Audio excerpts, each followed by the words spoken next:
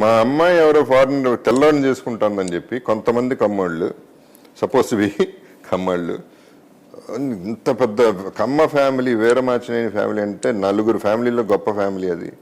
అటువంటిది ఒక తెల్లాడు సచ్చినాడు, ఆ సచ్చినాడుని చేసుకుంటాందా అనేది ఒక topic.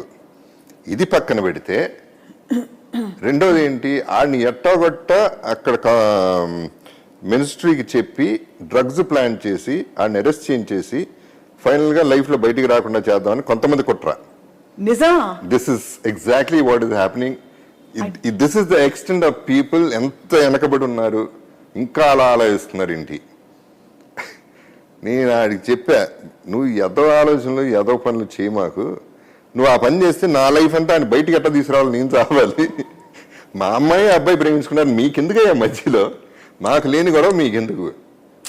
So why people stuck like this? ఏంటి కమ్మ, మనం ఏమైనా పుట్టించామా దీన్ని?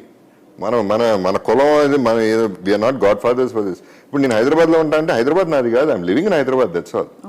మళ్ళీ హైదరాబాద్ ఏమంటే కోపం వస్తుంది. ఎందుకు వస్తుంది? సంబంధం ఉందా అసలు?